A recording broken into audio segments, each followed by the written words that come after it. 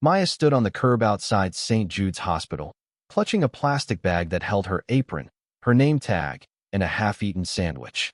It was raining, a cold, gray drizzle that soaked through her thin sweater, but she didn't move. She just stared at the sliding glass door she had walked through every morning for 4 years. 10 minutes ago, she had been a cafeteria worker with a steady paycheck and a plan to pay for her daughter's insulin. Now, she was unemployed, fired for time theft, because she had stepped away from the lunch line to save a woman's life. She watched the cars rush by, splashing dirty water onto the sidewalk, and wondered how she was going to tell her 7-year-old daughter that they might be homeless by the end of the month. But just as the despair began to crush her chest, a sleek, black SUV with tinted windows pulled up to the curb, blocking the rain. The back window rolled down, and a man in a chauffeur's cap looked out. "Ms. Maya Jackson?" he asked. Maya nodded, too stunned to speak. "Please, get in," he said. "Mrs. Vance is waiting for you." Maya didn't know it yet, but the blood she had given yesterday hadn't just saved a stranger. It had bought her a ticket to a life she never dared to dream of. Before we find out what happens inside that car, let us know where you are watching from in the comments and subscribe for more stories. The day before had started like any other Tuesday, which meant it started with chaos. The alarm clock in the small, one-bedroom apartment buzzed at 5 a.m. Maya Jackson rolled over, her back aching from the lumpy mattress. She hit the snooze button, not to sleep, but just to lie there for 1 minute and breathe. The air in the apartment was cold. The landlord controlled the heat, and he was stingy with it. Maya got up, wrapping her robe tight around herself, and went to the kitchen. She checked the refrigerator. Half a carton of milk, a few eggs, and the most important thing, the small white box on the top shelf. She opened the box. 2 vials of insulin left. Enough for 3 days. Panic, cold and sharp, pricked at her heart. Her daughter, Lily, had type 1 diabetes. Without that clear liquid, Lily's blood would turn to poison. The pharmacy wanted $400 for the next refill. Maya had $52 in her bank account. "Mama." Maya turned. Lily was standing in the doorway, rubbing her eyes. She was small for 7, with wild curly hair and pajamas that were getting too short at the ankles. "Morning, baby," Maya said, forcing a smile. She closed the fridge door. "You ready for school?" "My stomach hurts," Lily whispered. Maya went to her immediately, placing a hand on Lily's forehead. No fever, but stress could spike her sugar. "Did you check your numbers?" "Yeah, 180, Lily said. "That's a little high. We'll give you a correction dose with breakfast," Maya said, her voice calm, even though her mind was racing. High sugar meant using more insulin. More insulin meant running out faster. She got Lily ready, packed her a low-carb lunch, and walked her to the bus stop. Then, Maya ran to catch her own bus to the hospital. St. Jude's Hospital was a massive city of glass and concrete. Maya worked in the main cafeteria on the 2nd floor. It was a hot, noisy, thankless job. She wore a hairnet that dug into her forehead and a polyester uniform that didn't breathe. For 8 hours a day, she stood behind a steam table, scooping mashed potatoes and green beans for doctors who didn't look her in the eye and families who were too sad to eat. "Move it, Maya, we got a rush coming," her manager, Mr. Henderson, barked. Henderson was a short man with a red face who acted like managing a cafeteria was the same as commanding an army. He tracked every minute. If you were 2 minutes late from break, he docked you 15. "Yes, Mr. Henderson," Maya said, refilling the tray of mac and cheese. The lunch rush was brutal. The line stretched out the door. Maya moved like a machine. Scoop, splat, smile. Scoop, splat, smile. She was invisible. The surgeons discussing heart transplants just a few feet away didn't lower their voices because, to them, the woman serving the corn wasn't really a person. She was just a pair of hands. Then, the alarm started. It wasn't the usual fire alarm. It was the trauma alert system. Beep, beep, beep. Major trauma, ETA 2 minutes. Major trauma, ETA 2 minutes. The cafeteria grew quiet. The doctors in the line checked their pagers. Construction collapsed downtown. A resident whispered to his colleague. "They say a crane fell on a luxury car. The passenger is in bad shape." Maya kept scooping, but she felt a chill. Construction accidents were messy. 10 minutes later, the doors to the cafeteria swung open. But it wasn't a hungry visitor. It was Dr. Eris, the head of trauma. He looked wild-eyed, his scrubs stained with dark blood. He ran to the coffee counter, not for coffee, but to grab the phone on the wall that connected to the blood bank. "I don't care what the inventory says," Dr. Eris shouted into the receiver. "I need RH null. She's bleeding out on the table. Check the regional database." He listened for a second, then slammed his hand against the wall. "Boston? Boston is 3 hours away. She has 20 minutes. Find me a donor. Call the Red Cross. Call everyone." Maya froze. Her ladle hovered over the mashed potatoes. RH null. She knew that word. She had heard it her whole life. When she was born, the doctors had called her parents into a special room. They called it golden blood. It didn't have any of the antigens that regular blood had. It could save anyone with rare blood types. But if Maya ever needed blood, she could only receive her own kind. There were less than 50 people in the world with active donor files for RH null. Maya looked at Dr. Eris. He looked defeated. He hung up the phone and ran his hands through his hair. "We're going to lose her," he said to a nurse who had followed him in. "Eleanor Vance, the real estate tycoon. We're going to lose her because we don't have a bag of blood." Eleanor Vance. Maya knew the name. She owned half the skyline. Maya looked at Mr. Henderson, who was counting receipts in the corner. If she left the line during the rush, he would write her up. He had warned her last week that one more infraction meant termination. She thought about the insulin. She thought about the paycheck she needed to keep Lily alive. Then she thought about the woman dying downstairs. A woman who probably had a family. A woman who was bleeding out while the cure stood right here, serving potatoes. Maya dropped the ladle. It clattered loudly into the metal pan. "Hey," Henderson shouted. "What are you doing? Get back to work." Maya ignored him. She untied her apron and threw it on the counter. She walked out from behind the steam table. She walked right up to Dr. Eris. "Excuse me," she said. Dr. Eris didn't even look at her. He was staring at the floor, lost in panic. "The cafeteria is closed. I'm busy." "Doctor," Maya said louder this time. She reached out and touched his arm. "I have RH null blood." Dr. Eris stopped. He looked up slowly. He looked at her hairnet, her stained uniform, her name tag. "What did you say?" "I have golden blood," Maya said. "I'm RH null. I'm a match." "That's impossible," Dr. Eris said. "Do you know how rare that is?" "You probably just mean O negative." "I mean RH null," Maya said firmly. "I was diagnosed at Grady Memorial when I was born. I can donate. Right now." The doctor stared at her for 1 second, assessing her. He saw the certainty in her eyes. He didn't ask another question. He grabbed her arm. "Come with me." They ran. Maya had never run through the hospital before. They sprinted past the elevators, down the stairs, and burst into the trauma bay. It was a scene of controlled chaos. Nurses were shouting numbers. Machines were screaming. On the table lay a woman. She looked small amidst all the equipment. Her silver hair was matted with blood. "Get a line in her," Dr. Eris shouted, pointing to Maya. "Direct transfusion. She's RH null." The room stopped. Every head turned to look at the cafeteria worker. "Now," Dr. Eris yelled. A nurse grabbed Maya and shoved her into a chair next to the operating table. They didn't have time for the usual screening. They did a rapid-type test on a drop of her blood. 30 seconds later. "It's a match," the lab tech shouted, looking at Maya like she was a ghost. "It's pure RH null." "Hook her up," Dr. Eris ordered. They stuck a thick needle into Maya's arm. She winced. She hadn't eaten lunch yet. She was tired. She was anemic herself sometimes because meat was expensive. "This is going to make you feel sick," the nurse warned her. "We're taking a lot fast." "Just save her," Maya whispered. She watched her dark red blood flow through the clear tube. It went into a machine and then straight into the woman on the table. Maya looked at Eleanor Vance's face. She looked peaceful, despite the violence of the accident. She looked like someone's grandmother. The room started to spin. Maya's vision went gray at the edges. "BP is stabilizing," someone shouted. "Heart rate coming up." "She's responding," Dr. Eris said, relief washing over his voice. "Keep it coming." Maya felt cold. So cold. Her head lolled back against the chair. She thought of Lily. Did I pack her snack? Did I sign her permission slip?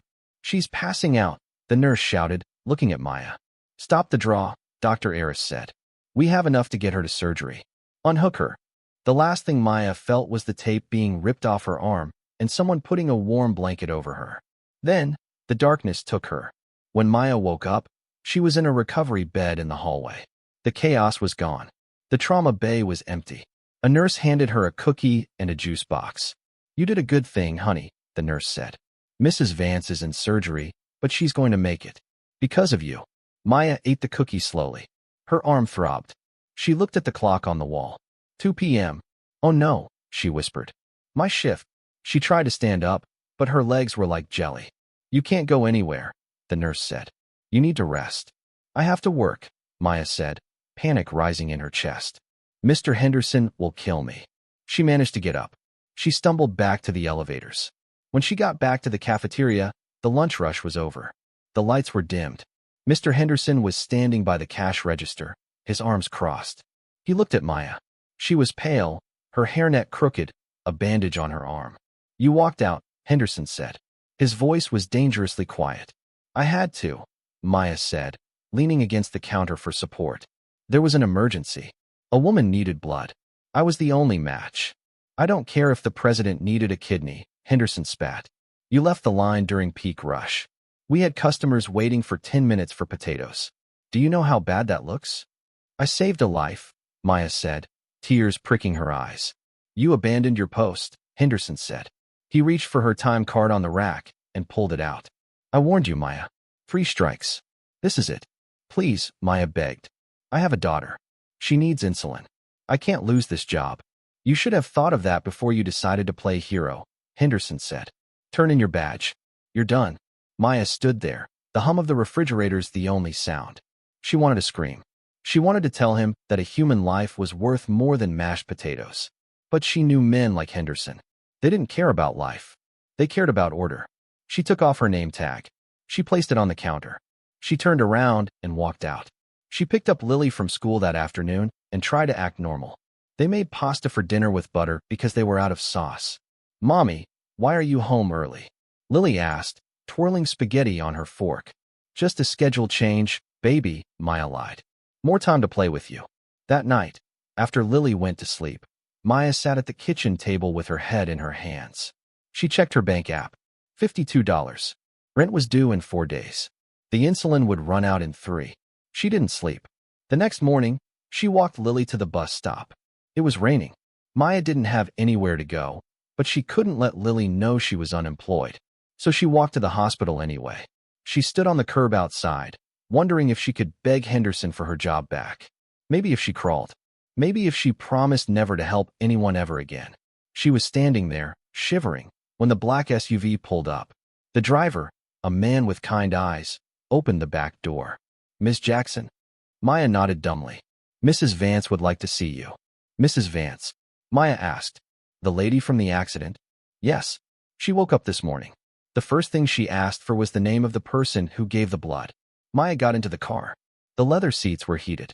It smelled like vanilla and new money. The driver closed the door, shutting out the rain and the noise of the street. They drove through the city, away from the hospital, toward the wealthy district of Buckhead. They pulled up to a glass skyscraper that reflected the gray clouds. She's in the penthouse, the driver said. He led her through a marble lobby, into a private elevator that moved so fast Maya's ears popped. The doors opened directly into an apartment that was bigger than Maya's entire building. Sitting in a wheelchair by the floor-to-ceiling window was Eleanor Vance. She looked battered. Her arm was in a cast, and there was a bandage around her head. But her eyes were sharp. So, Eleanor said. Her voice was raspy. This is the source of the golden blood. Maya stepped forward, clutching her purse. I'm glad you're okay, ma'am. I'm alive, Eleanor corrected. There's a difference. Come here. Let me look at you. Maya walked closer. Eleanor studied her. She looked at Maya's cheap shoes, her worn-out coat, the dark circles under her eyes. You look terrible, Eleanor said bluntly. Maya blinked. Excuse me. You look like you haven't slept. And you look poor. Maya stiffened. She had pride. I work hard. I know you do, Eleanor said. My assistant did some digging this morning while I was eating Jell-O. You worked in the cafeteria. Past tense. How did you know? I know everything, Eleanor said. I know you were fired yesterday, 4-time theft. I know you have a daughter named Lily with type 1 diabetes. And I know you have $52 to your name. Maya felt exposed. Naked. Did you bring me here to make fun of me?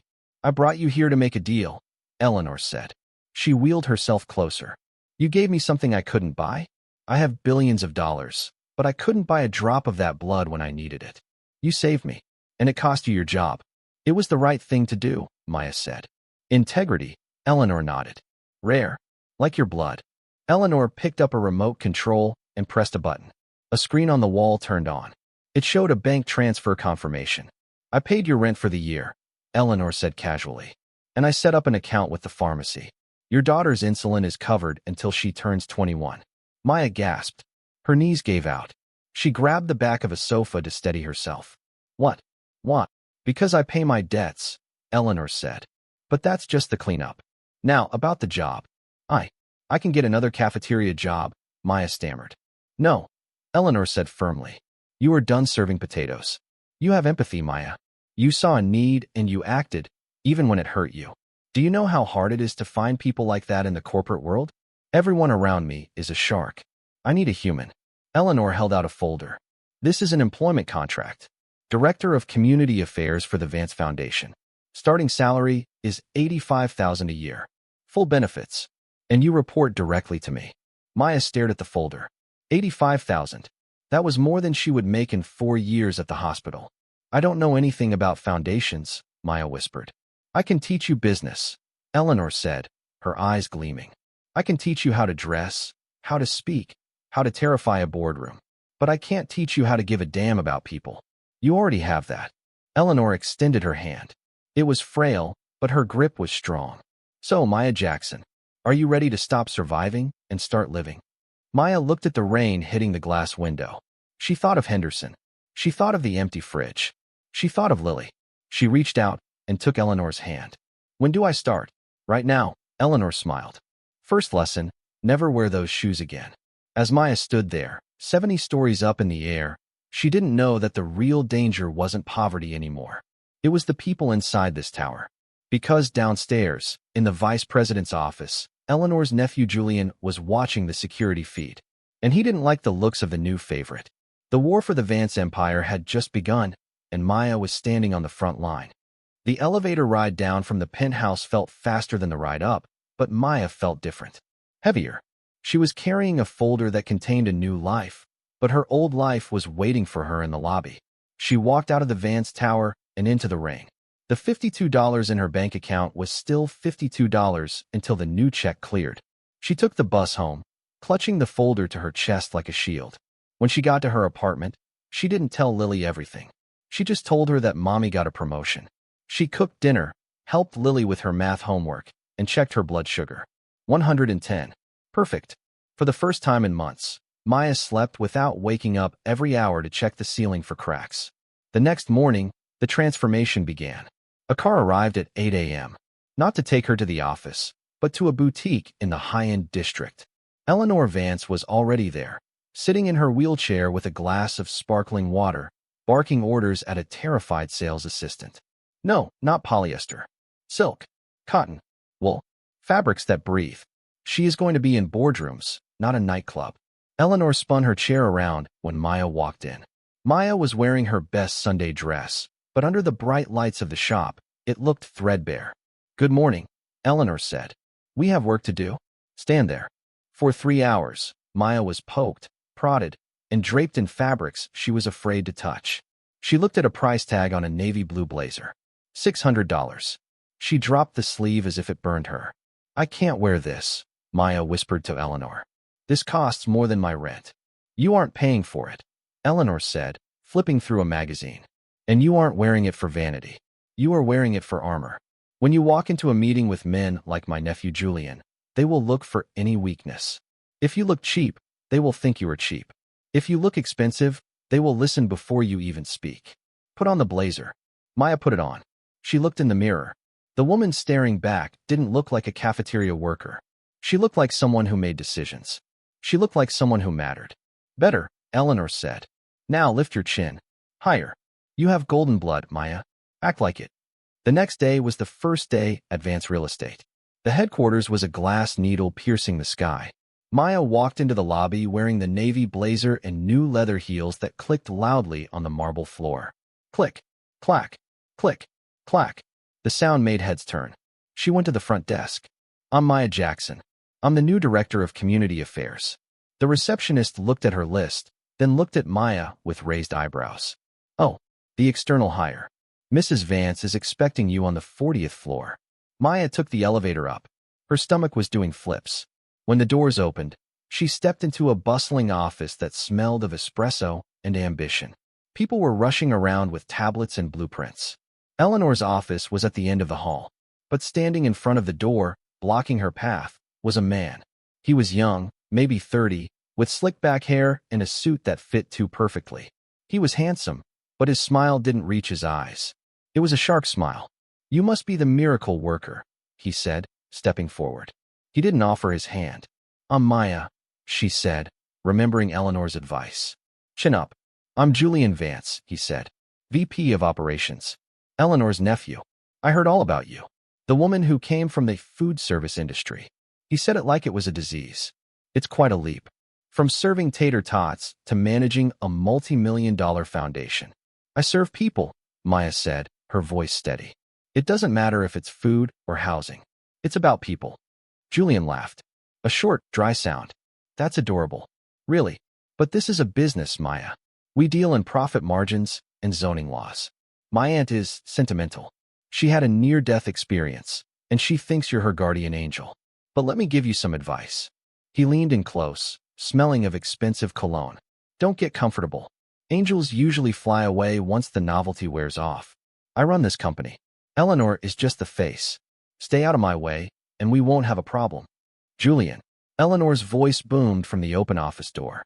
"Stop harassing my staff and get me the quarterly reports." Julian's face tightened. He winked at Maya. "Welcome to the jungle, lunch lady." He walked away. Maya took a deep breath and walked into Eleanor's office. The first week was a blur. Maya didn't have a computer login yet, so she spent her time reading files. She learned about the Vance Foundation's projects, building affordable housing, funding parks, renovating schools. But as she read the files, she noticed something. The projects were over budget. Way over budget. A park renovation that should cost $50,000 was listed as $200,000.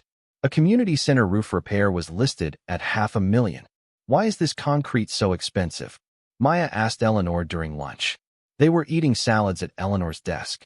"Construction costs fluctuate," Eleanor said, waving a fork. "Julian handles the contractors. I handle the vision." Maya nodded, but she kept a mental note.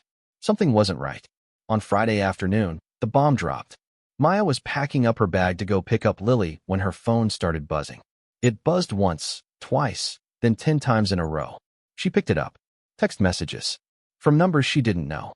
"Is it true? You're the Golden Blood Lady? How much did she pay you?" Maya felt cold. She opened her browser. There it was. On the front page of the local news site. "Mystery hero revealed. Cafeteria worker fired for saving tycoon's life, now hired as exec." Someone had leaked the story. The firing. The blood. The new job. It painted Maya as a Cinderella and Henderson as a villain, which was true, but it also exposed everything. Her full name. Her old job. "Oh no," Maya whispered. She rushed out of the building. In the lobby, a camera crew was already setting up. "Ms. Jackson. Ms. Jackson. Over here." Security guards had to escort her to a cab. She ducked her head, terrified. She wasn't used to this. She just wanted to go home. When she got to her apartment, she locked the door and pulled the curtains. Lily was watching cartoons. "Mom, why is your phone ringing so much?" Lily asked. "Just work, baby," Maya said. She turned off her ringer. She made dinner, trying to keep her hands from shaking. They ate quietly. Then, around 8 p.m., the landline rang. Maya rarely used the landline. Only the school and the doctor had that number. She picked it up. "Hello." Well. The voice was low, scratchy, and familiar. It was a voice that used to whisper sweet things and then scream terrible things. It was a voice Maya hadn't heard in 3 years. "Derek," she whispered. "I see you on the TV, girl," Derek said. He sounded drunk. Or maybe high. Looking real fancy in that suit. Hanging out with billionaires. "What do you want?" Maya asked, gripping the phone so hard the plastic creaked. "I want to congratulate my ex-wife," Derek laughed. "And I want to see my daughter. I miss my Lilybug." "You don't get to say her name," Maya hissed. "You left. You walked out when she was in the hospital with ketoacidosis. You said you couldn't handle a sick kid. You haven't paid a dime in 3 years. I was going through a hard time." Derek said smoothly. But I'm better now. And I see you got a big payday. $85,000 a year? That's a lot of money, Maya. A lot of money for a single mom. Maybe you need help managing it. I don't have any money for you, Derek. Do not call here again. Don't hang up. Derek's voice dropped, becoming dark. I have rights. I'm her father. If you hang up, I'll come over there. I know where you live. I still have a key to the building. Maya slammed the phone down. She unplugged it from the wall. She ran to the door and checked the locks. Deadbolt. Chain. It wasn't enough. Mom? Who was that? Lily asked from the couch. Wrong number, Maya lied. Her heart was beating so fast she felt sick. She grabbed a chair and wedged it under the doorknob. She didn't sleep that night. She sat in the living room with a baseball bat across her lap, watching the door. Every creak of the floorboards sounded like footsteps. Derek was a big man, a violent man, and now he smelled money. The next morning, Maya was a wreck. She sent Lily to school, but watched the bus until it was out of sight. She took a cab to work because she was too scared to walk to the bus stop. When she got to the office, Eleanor took one look at her and frowned. You look like you saw a ghost. What happened? Maya tried to hold it together. She really did. But the lack of sleep and the terror broke her. She burst into tears right there in the executive suite. I have to quit, Maya sobbed. I can't do this. Sit down, Eleanor commanded. She wheeled over and handed Maya a tissue. You are not quitting. Tell me. Maya told her everything. The leak. The news story. Derek. The phone call. The threats. He wants money, Maya said, wiping her eyes. He thinks I'm rich now. He said he's going to take Lily. He said he has rights. Eleanor listened, her face unmoving. When Maya finished, Eleanor didn't offer a hug. She picked up her phone. Get me Arthur Stone, she said into the receiver. Maya froze. Who is Arthur Stone? He is a shark, Eleanor said. He costs $1,000 an hour, and he eats men like Derek for breakfast. Eleanor looked at Maya. You are making a mistake, Maya. You are thinking like a victim. You are thinking like a poor woman with no power. But you aren't poor anymore. You have resources. You have me. 20 minutes later, Arthur Stone walked in. He was a short man with glasses and a suit that cost more than a car. He sat down, opened a notepad, and looked at Maya. Tell me about the ex-husband, Stone said. Criminal record? Assault, Maya said. Possession. But he never went to prison. He got probation. Does he have a custody agreement? No. We never went to court. He just left. Good, Stone smiled. It was a terrifying smile. That means he has abandoned the child. Georgia law is very clear. If he hasn't contacted the child in over a year, his rights are practically dust. He said he's coming to my apartment, Maya said. He won't get near it, Stone said. I am filing an emergency restraining order this morning. I will have a judge sign it within the hour. Then, I will hire a private security detail to stand outside your building and your daughter's school. If he steps 1 foot onto the sidewalk, he goes to jail. Security detail? Maya asked. I can't afford that. The foundation protects its assets, Eleanor said. And you are a vital asset. The company pays. Stone stood up. Ms. Jackson, go back to work. I will handle the garbage. Maya watched him leave. She felt a weight lift off her chest, but it was replaced by something else. A realization. This was what money did. It didn't just buy food. It bought safety. It bought justice. Thank you, Maya whispered to Eleanor. Don't thank me, Eleanor said. Just don't let him win. Now, go look at the file on the West Side housing project. Julian is up to something, and I need eyes on it.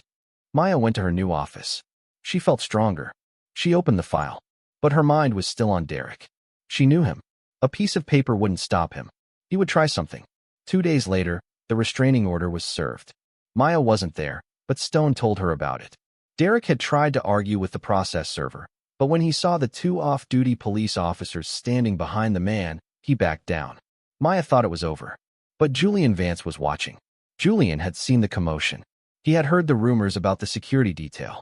He saw how much money Eleanor was spending on this cafeteria charity case. And he hated it.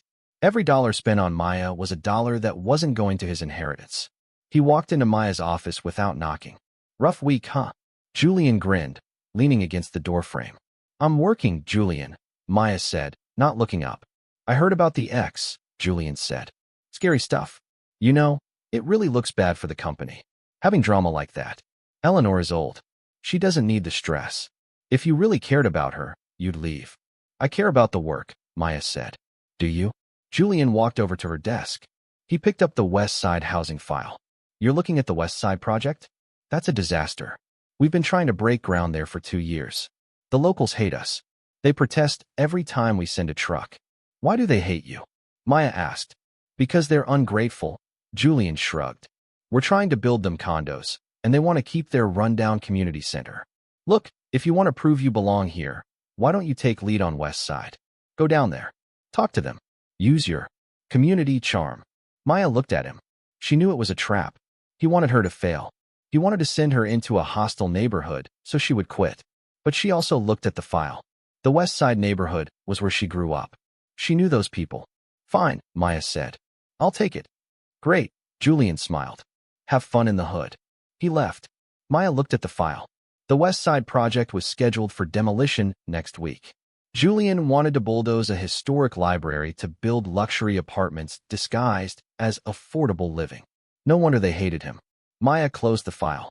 She wasn't going to use Julian's plan. She was going to use her own. That evening, Maya picked up Lily. The private security guard, a large man named Tiny, was waiting by the school gate. All clear, Ms. Jackson, Tiny said. Thanks, Tiny, Maya said. They drove home.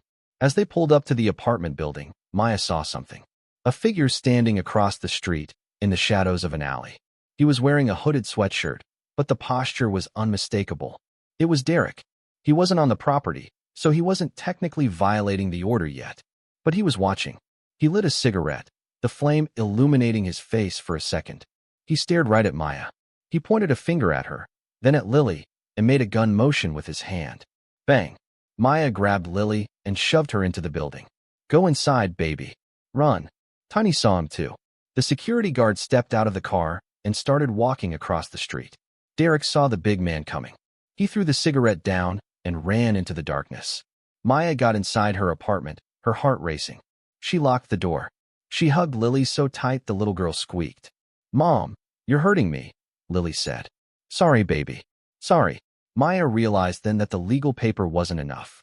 Derek was going to keep pushing. He was going to wait for a moment when Tiny wasn't there. She needed to move. She needed to get out of this neighborhood. The next day, Maya went to Eleanor. I need an advance on my salary, Maya said. I need to move. Today. Eleanor looked at her. He came back. He was watching us. He threatened Lily. Eleanor opened her desk drawer. She pulled out a set of keys. I didn't want to give you these yet, Eleanor said. I didn't want you to feel like a charity case. But safety comes first. What are these? Keys to a townhome in the gated community on the north side. It's a company property. We use it for visiting executives. It's empty. It has a 24-hour guard at the gate. Move in today. Maya took the keys. She felt tears welling up. I'll pay rent. Deduct it from my check. We'll talk about rent later, Eleanor said. Just get the girl safe. And Maya? Yes. Now you owe me. Julian is pushing for a vote on the West Side project on Friday. He wants to bulldoze. You have 3 days to come up with a better plan. If you fail, he wins, and he will use it to prove you are incompetent. 3 days, Maya said. Welcome to the big leagues, Eleanor said. Maya moved that night. She packed 2 suitcases.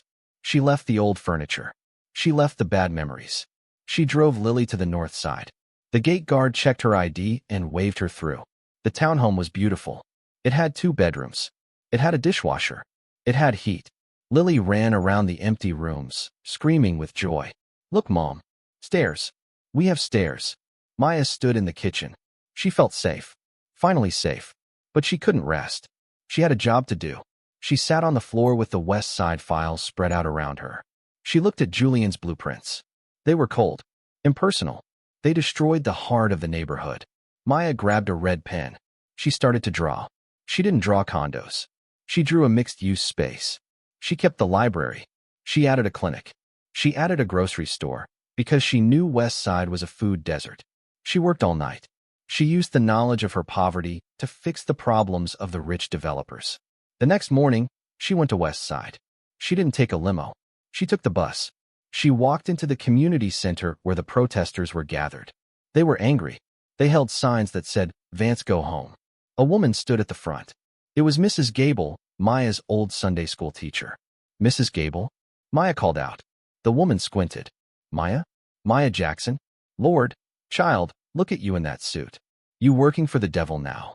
I'm working for the solution, Maya said. She climbed onto a chair. Everyone, listen to me. I know you're angry.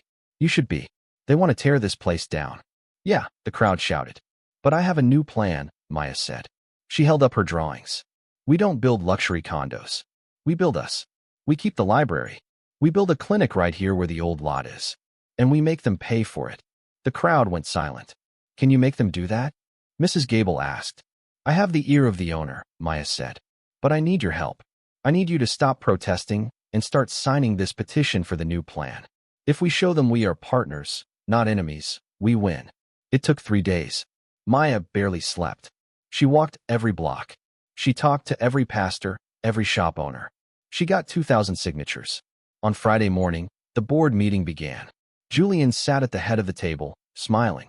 As you can see, Julian said to the board members, the West Side project is stalled. The community is hostile. My recommendation is to sell the land and cut our losses.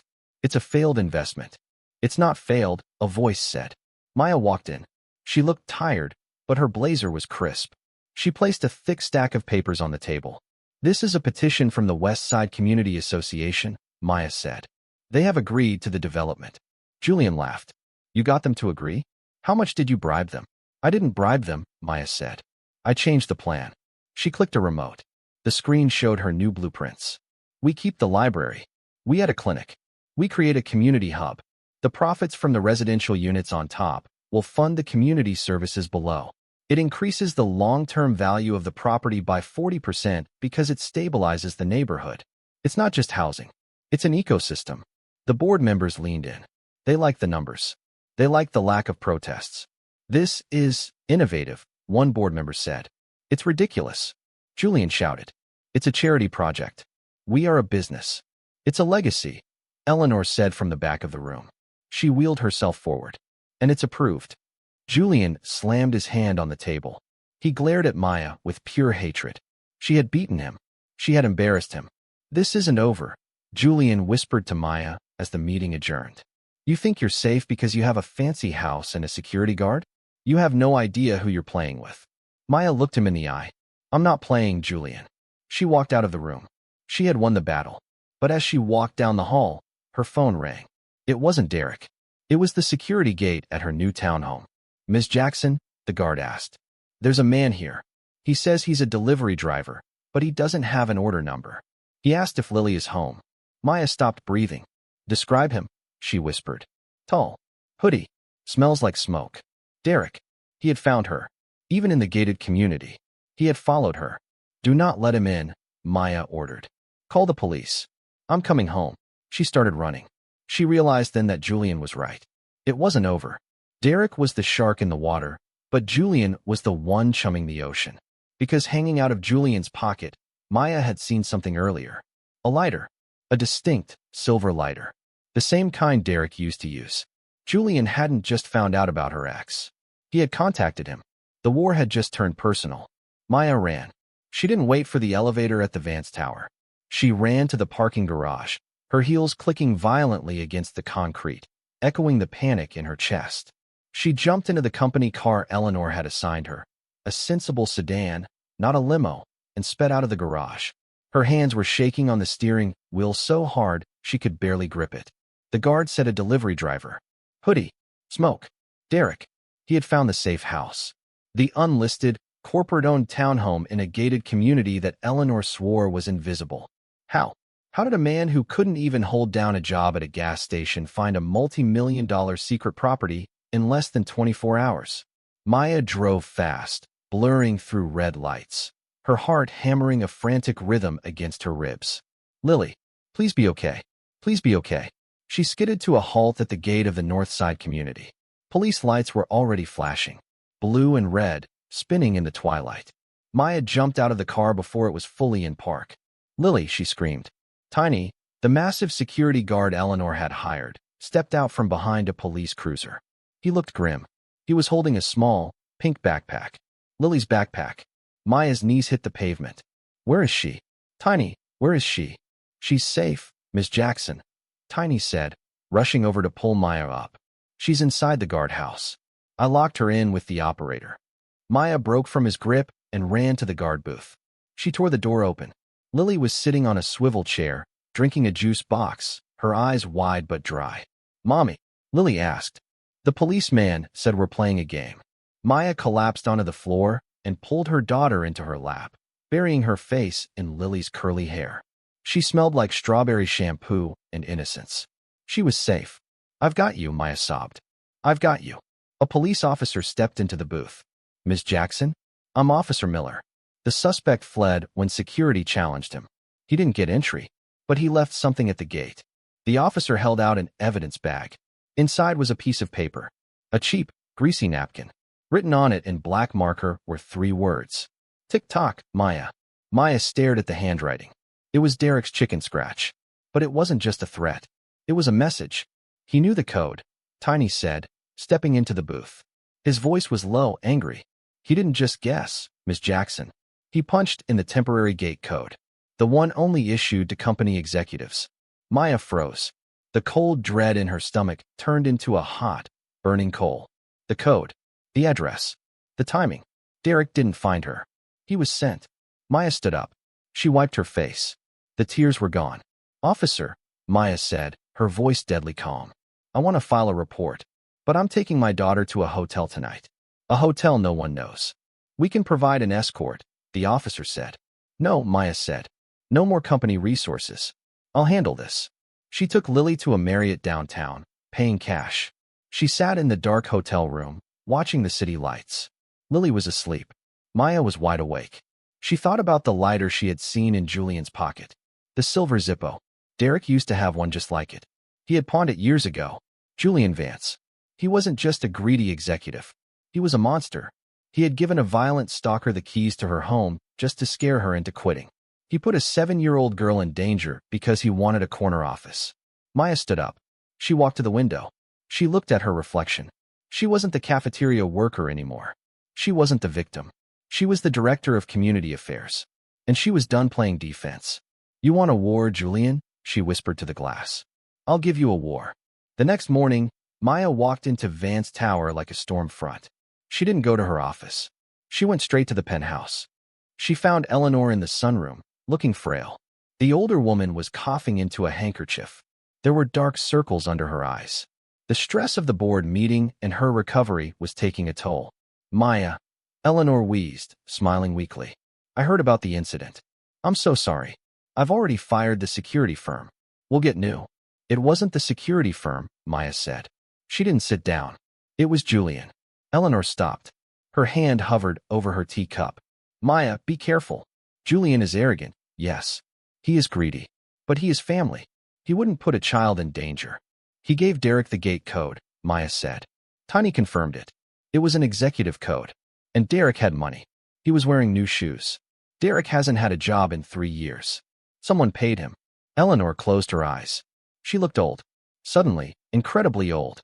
"If this is true," Eleanor whispered, "then the rot is deeper than I thought." "It is true," Maya said. "And I'm going to prove it." "How?"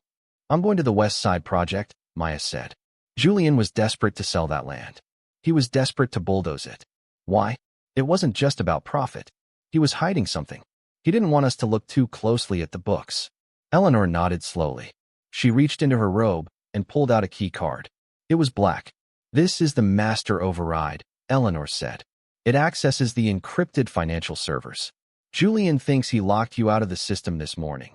"Yes, I got the notification, but this key opens everything." Maya took the card. It felt heavy. "Maya," Eleanor said, grabbing her hand. Her grip was weak. I'm not feeling well today. I have a procedure tomorrow. If something happens." "Nothing is going to happen," Maya said fiercely. "You're too mean to die, remember?"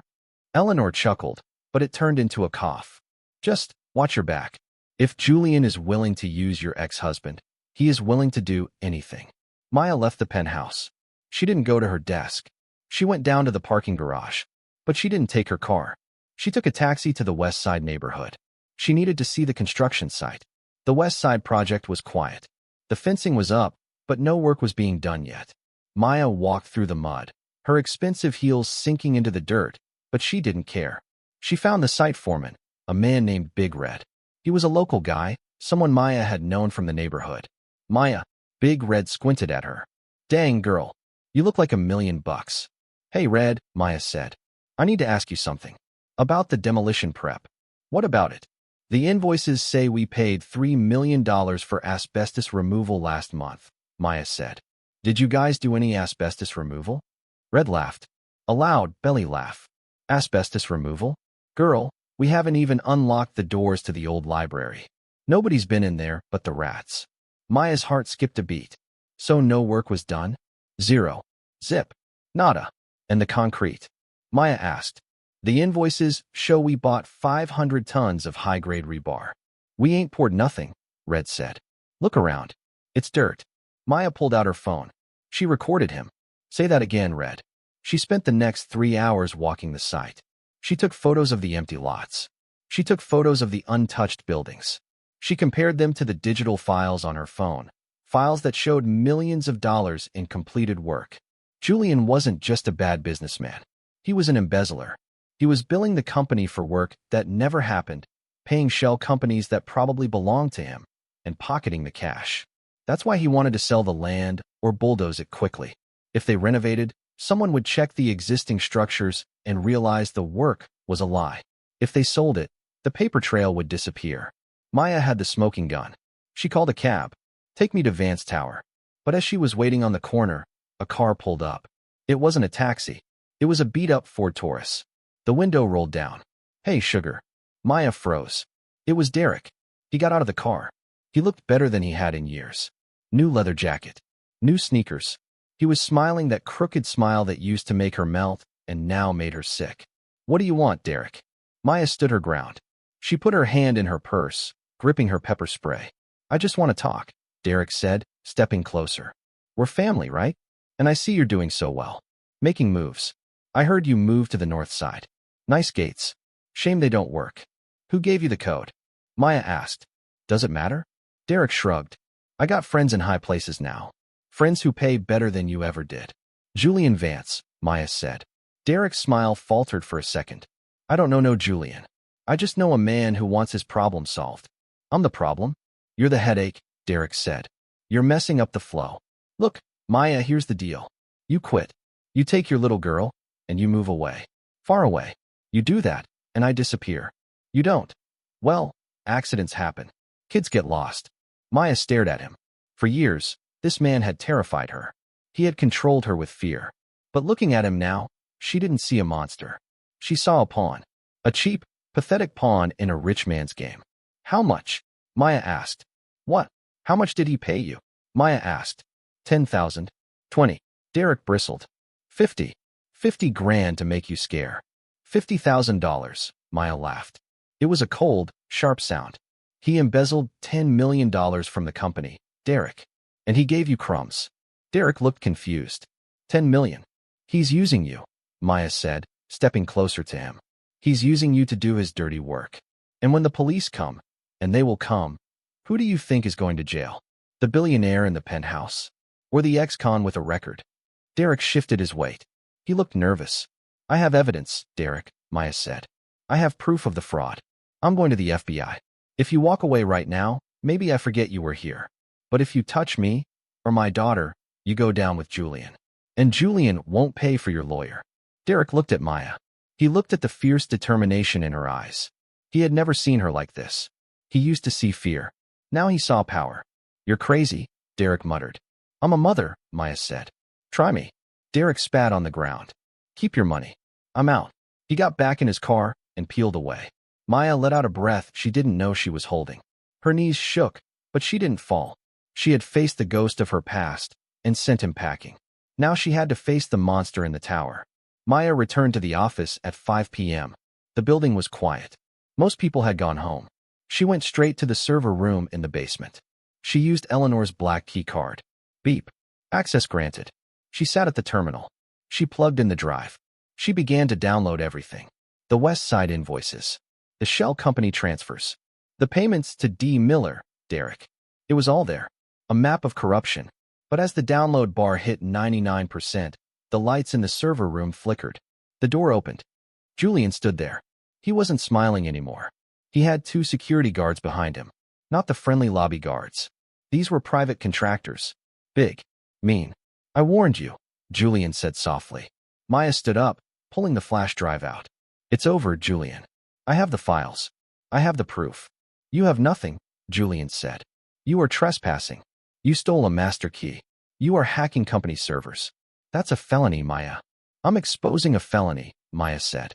Who are they going to believe? Julian stepped into the room. The grieving nephew trying to save the company? Or the disgruntled cafeteria worker who slept her way to a promotion? Eleanor knows, Maya said. Eleanor is indisposed, Julian smiled. She had a spell this afternoon. She's in the ICU. Unconscious. I have power of attorney. Maya's blood ran cold. What did you do to her? I didn't do anything. Old ladies get sick. It's sad, but it means I am in charge. Effective immediately, Julian snapped his fingers. Seize her. Take the drive. The guards moved forward. Maya backed up against the server racks. She had the evidence in her hand, but she was trapped. Don't touch me, Maya shouted. One guard grabbed her arm. He twisted it behind her back. Maya cried out. The flash drive fell from her hand. It clattered onto the floor. Julian walked over. He picked it up. He held it like a trophy. You really thought you could win? Julian whispered. You're a soup lady, Maya. You belong in the kitchen, not in the boardroom. He crushed the flash drive under his heel. Crack. Escort Ms. Jackson out of the building, Julian ordered. If she returns, arrest her. The guards dragged Maya out. They dragged her through the lobby she had walked into with so much hope just weeks ago. They threw her out onto the sidewalk in the rain. Her purse landed next to her. Maya sat on the wet concrete. She was bruised. She was fired. The evidence was destroyed. Eleanor was in a coma. Derek was out there somewhere. And Julian had won. She checked her phone. It had been wiped. Remote wipe by company IT.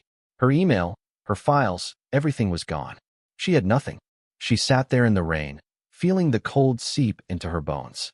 She thought about giving up. She thought about taking the $52 she had left and running away with Lily. But then she remembered something. The blood. She had given her blood to Eleanor. It was a part of her inside that woman. And Eleanor had said something during their first meeting. I have backups of everything. Hard copies. In the vault. Not the digital vault. The physical vault. Maya knew where it was. Eleanor had shown her the blueprint of the office on her first day. There was a safe behind the painting in the penthouse. But she couldn't get into the penthouse. Her badge was deactivated. Maya stood up. She wiped the mud off her blazer. She couldn't go through the front door. But she knew this building. She knew it better than Julian did. Because before she was an executive, she was a cafeteria worker. And cafeteria workers took the trash out through the service tunnels. She walked around to the loading dock. The dumpster truck was just leaving. The service door was propped open with a brick, a habit the kitchen staff had because the lock stuck. Maya slipped inside. She smelled the familiar scent of rotting vegetables and bleach. It smelled like her old life. She took off her heels. She walked barefoot up the service stairs. 40 floors. Her legs burned. Her lungs screamed. But she climbed. She reached the 40th floor. She peeked out. The hallway was empty. Julian was probably popping champagne in his office. She crept to the penthouse elevator. It required a key. Maya reached into her bra. She had hidden Eleanor's black card there when the guards grabbed her. Julian had crushed the flash drive, but he hadn't checked her for the card. She swiped it. Beep. The elevator opened. She went up to the penthouse. It was dark. Quiet. She ran to the painting of the Atlanta skyline. She pulled it back. There was the safe. She didn't know the combination. Think, Maya, think, she whispered. Eleanor lived for her work, but she had a secret heart. Maya thought about the conversation they had about regrets. About Eleanor's estranged son. What was his birthday? Maya remembered seeing a file on him. April 12, 85. She spun the dial. 04, 12, 85. Click. The safe swung open. Inside, there were no stacks of cash. There were no diamonds. There was a stack of red leather notebooks, Eleanor's journals, and a thick binder labeled Project Vulture. Maya opened the binder. It was all there. Eleanor had known.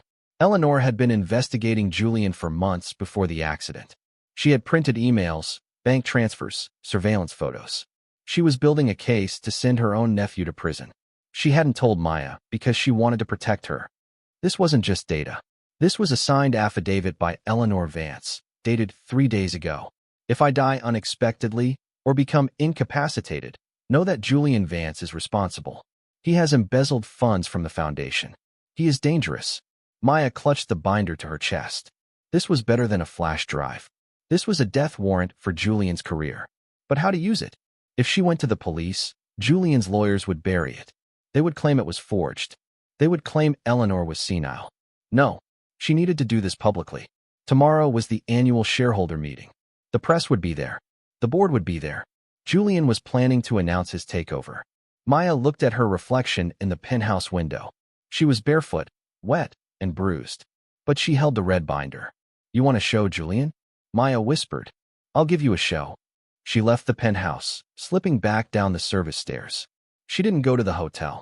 She went to Mrs. Gable's house in West Side.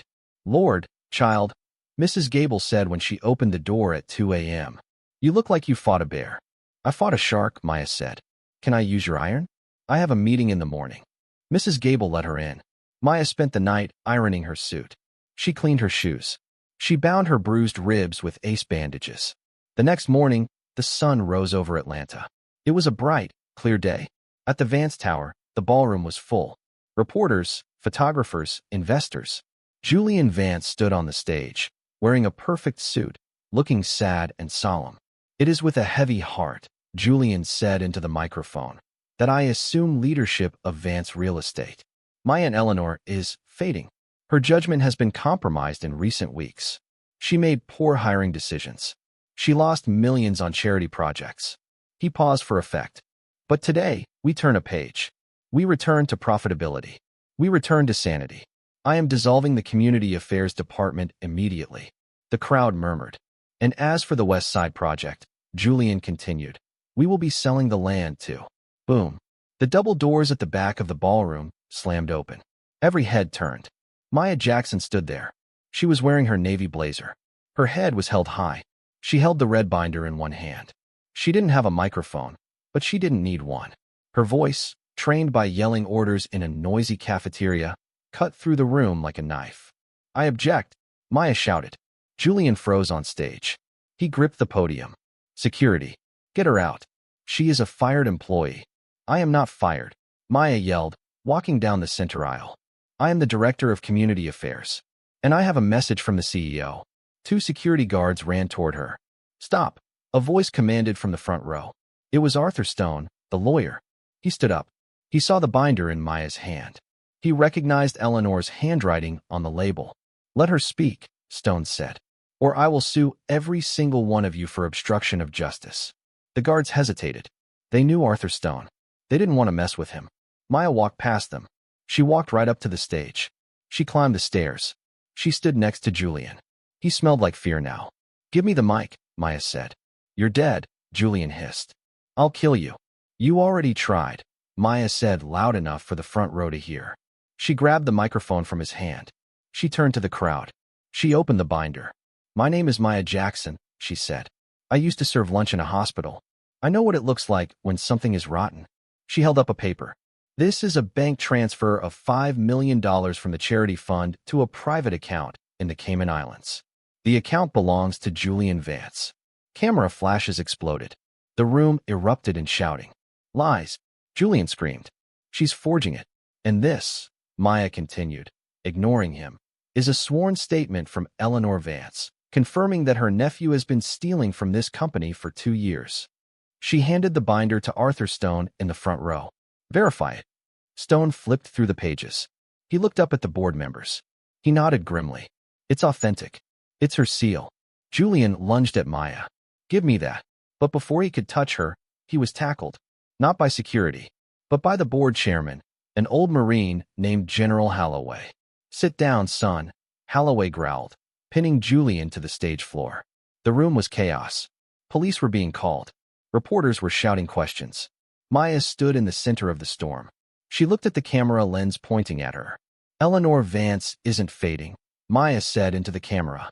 She was poisoned. Check her toxicology. Check her blood. She dropped the mic. It hit the floor with a thud. Maya walked off the stage. She walked straight to Arthur Stone. Get to the hospital, Maya said. Guard her room. Don't let anyone in but the doctors. Where are you going? Stone asked, amazed. I have to go pick up my daughter from school, Maya said. She walked out of the ballroom, leaving the wreckage of Julian's empire behind her. She walked out into the sunlight. She had won the war, but the story wasn't over. Eleanor was still in a coma, and Maya was now the most famous and dangerous woman in Atlanta. The waiting room of the intensive care unit was quiet, a stark contrast to the chaos Maya had left behind in the ballroom. The TV in the corner was muted, but the images were loud. CNN was playing a loop of Maya, standing on the stage, holding the red binder high like a sword. The headline scrolled across the bottom. Whistleblower exposes Vance empire corruption. Maya sat in a plastic chair, her navy blazer folded in her lap. She was still wearing the clothes she had fought in. She watched the door to room 402. Inside, Eleanor Vance was hooked up to machines that breathed for her. Arthur Stone, the lawyer, walked in. He looked tired. He handed Maya a cup of coffee. "It's done," Stone said, sitting down heavily. The police arrested Julian at the exits. He tried to run, but General Holloway's security team blocked the doors. "He's in custody." "And the toxicology?" Maya asked, taking the coffee. Her hands were finally steady. "Arsenic," Stone said grimly. "Low doses over a long period, then a spike yesterday. He was poisoning her tea. The doctors are flushing her system now. They say if you hadn't demanded the test, she would have died tonight." Maya closed her eyes. She thought of Julian's shark-like smile. He hadn't just been greedy. He had been a killer. "And Derek?" Maya asked. "Picked up an hour ago," Stone said. "He was trying to board a bus to Florida. We found the cash Julian paid him in his bag. He's facing conspiracy charges, stalking, and extortion. He won't be seeing the outside of a cell for a long time." "So it's over," Maya whispered. "The war is over," Stone said. "Now we just have to see if the Queen survives." For 3 days, Maya didn't leave the hospital. She slept in the chair. She washed her face in the bathroom. She held Eleanor's limp hand, watching the heart monitor beep. Beep, beep, beep. It was the same sound she remembered from when she gave blood. The rhythm of life hanging by a thread. "You have to wake up," Maya whispered to the unconscious woman. "You can't leave me with this mess. I don't know how to run a company. I just know how to serve lunch." On the 4th morning, the rhythm changed. The heart rate sped up. Eleanor's eyelids fluttered. She groaned, a dry, raspy sound. Maya jumped up. "Nurse." "She's waking up." Eleanor opened her eyes. They were foggy at first, then they focused. They found Maya. "Water," Eleanor croaked. Maya held a straw to her lips. Eleanor drank greedily. She coughed, then settled back against the pillows. She looked at Maya. She looked at the bruises on Maya's face, the wrinkled clothes, the exhaustion. "You look terrible," Eleanor whispered. Maya laughed. It was a wet, choked sound. "You don't look so hot yourself." "Did you get him?" Eleanor asked. "I got him," Maya said. "I used the red binder. I crashed the shareholder meeting. I made a scene." Eleanor smiled weakly. "Good. I always liked a good scene." "He poisoned you, Eleanor," Maya said, her voice trembling. "Julian. He was killing you." Eleanor looked away, staring at the ceiling. A single tear rolled down her cheek into her silver hair. "I know. I suspected it. The tea tasted bitter. But I didn't want to believe it. He's my sister's son. I raised him. He chose money over you," Maya said. "And you?" Eleanor looked back at her. "You chose me over safety. You could have run. You could have taken Lily and hidden. Why didn't you?" Maya touched the bandage on her arm, the spot where she had given the blood weeks ago. "Because we're family now," Maya said. "Blood is blood." Eleanor closed her eyes. She squeezed Maya's hand. Yes, we are." The recovery took a month. Eleanor was tough, but the poison had weakened her kidneys. She would need dialysis for a while, but her mind was sharp as ever. From her hospital bed, Eleanor commanded the cleanup of her empire. She fired the entire board of directors who had supported Julian. She authorized the refunds to the charity accounts. She appointed General Holloway as interim CEO of the real estate division. But there was one position she left open. On the day she was discharged, Eleanor didn't go home to the penthouse. She asked the driver to take them to the west side. The neighborhood was buzzing. The construction fences were down. The community center was being renovated, not bulldozed. Eleanor's limo pulled up to the curb. A crowd gathered. They weren't holding protest signs anymore. They were waving. Mrs. Gable was there. Big Red was there. Eleanor lowered the window. "Is this the place?" she asked Maya. This is it, Maya said.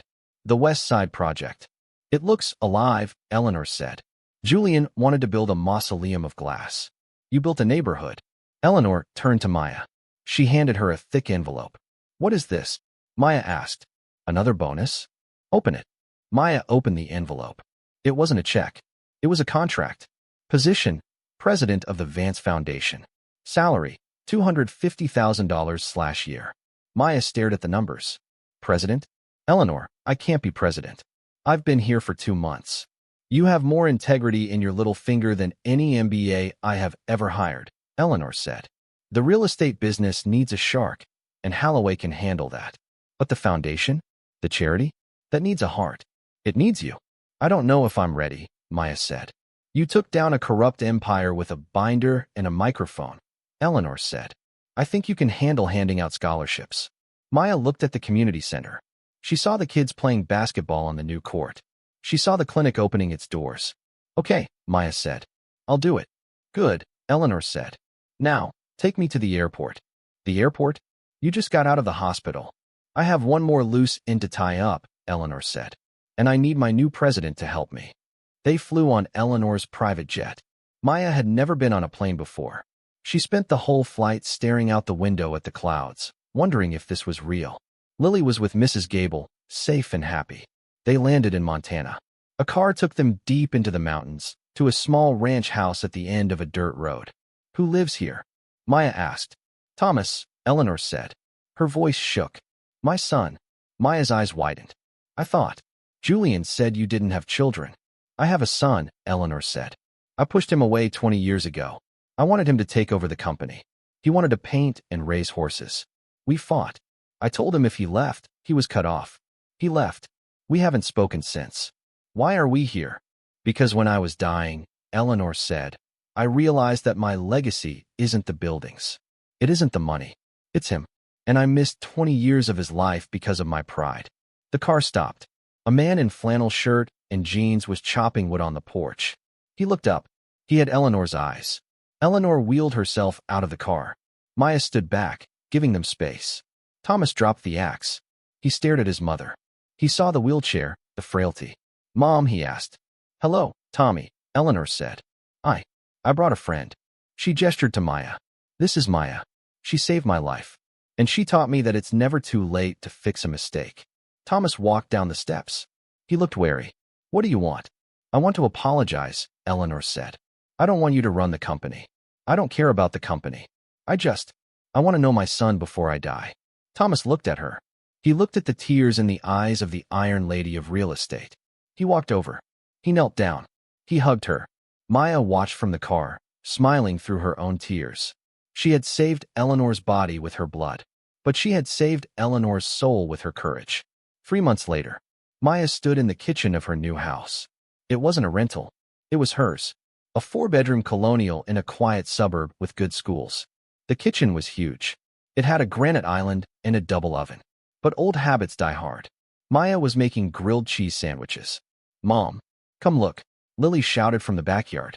Maya walked out onto the deck. The sun was setting, painting the sky in gold and purple. Lily was chasing a golden retriever puppy, a gift from Thomas, who raised them. He caught the ball. Lily screamed. Good job, Buster. Maya called out. She leaned against the railing. She took a deep breath. The air smelled of freshly cut grass and jasmine. It didn't smell of grease or bleach.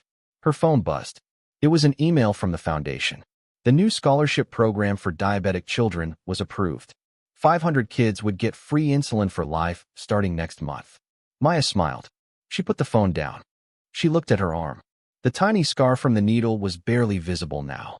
People called it golden blood because it was rare, because it was valuable. But Maya knew the truth. It wasn't the blood that was golden. It was the choice to give it. It was the choice to stop the line, to ignore the boss, to risk the job, just to help a stranger. That one drop had created a ripple that knocked down a tyrant, saved a family, and built a future. Eleanor's car pulled into the driveway. She was walking with a cane now, no wheelchair. She came for dinner every Sunday. I brought dessert. Eleanor called out, holding a box from a fancy bakery. And don't tell me I can't eat sugar. I'm the boss. I'm the president. Maya laughed. walking down the steps to help her. "So I outtrank you in this house." Eleanor hooked her arm through Maya's. They walked up to the porch together. The tycoon and the cafeteria worker. The mother and the mentor. As they went inside, the wind chimed through the trees, singing a song of change. Maya Jackson had lost her job, her home, and her safety. But she had found her voice. And in a world of sharks, she had proven that the most powerful thing you could be was human. The end. Author's note to the listener. Thank you for joining us on this journey with Maya and Eleanor. This story reminds us that kindness is never a weakness, and that doing the right thing, even when it costs you everything, is the only investment that never fails. If you enjoyed the Golden Drop, please hit the like button and subscribe. Question for the comments. If you were in Maya's shoes at the cafeteria, would you have risked your job to save a stranger? Let me know below. See you in the next story.